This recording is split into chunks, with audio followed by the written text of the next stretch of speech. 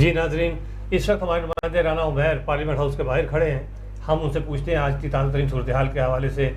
ایران کے صدر Ebrahim Raisi صاحب تشریف لائے ہیں پاکستان، اور وزیر اعظم شہباز شریف کے ساتھ ان کی ملاقات بھی ہوئی اور آج مشترکہ ایک کانفرنس بھی کی ہے. اس حوالے سے رانا عمیر، آپ کے پاس کیا تفصیلات ہیں؟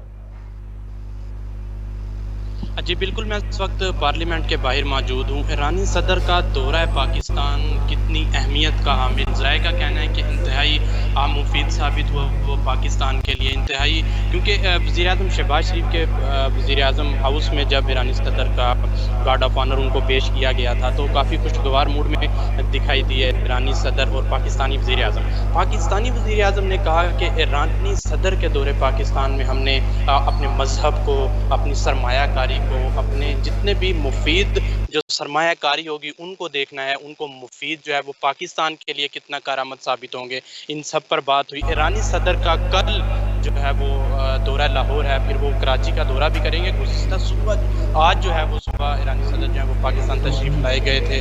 وزیر اعظم شہباز شریف پی ایم ہاؤس میں جو ہے وہ ان کا گارڈ آف آنر کے ساتھ جو ہے وہ ان کا استقبال کیا گیا تھا. اس ملک کی سرمایہ کاری اور سرمایہ داری جو ہے وہ بہت زیادہ زور دیا جائے گا اس ایرانی صدر کے دورے میں. اور وزیر اعظم کی پوری کابینہ، پوری ٹیم جو ہے وہ انتہائی خوش دکھائی دی، انتہائی مطمئن دکھائی دی، کیونکہ یہ دورہ جو ہے وہ انتہائی اہمیت کا حامل ہے. بہت کریٹیکل حالت میں، بہت کریٹیکل سچویشن میں جو ہے وہ ایرانی صدر کا دورہ کیا گیا تھا. اس سے پہلے جو ہے سعودیہ وفد بھی آیا تو ان کے ساتھ بھی کافی سرمایہ داری پر بات ہوئی تھی. پاکستان کی معاشیت کو لے کر جو ہے وزیر اعظم شہباز شریف نے ایرانی صدر کے ساتھ جو ہے وہ سوال اٹھایا تھا کہ سرمایہ داری پر جو ہے وہ ہم نے فوکس کرنا ہے، مذہب کو، کلچر کو، ان چیزوں کو فروغ دینا ہے. دہشت گردی پہ خصوصاً بات کرتے ہوئے شہباز شریف صاحب کا کہنا تھا کہ پاکستان دونوں اسلامک ممالک جو ہیں وہ سرمایہ داری پہ ان چیزوں کی طرف جب تک فوقیت ہوگی تو اوبویسلی دونوں ممالک کے لیے سرمایہ داری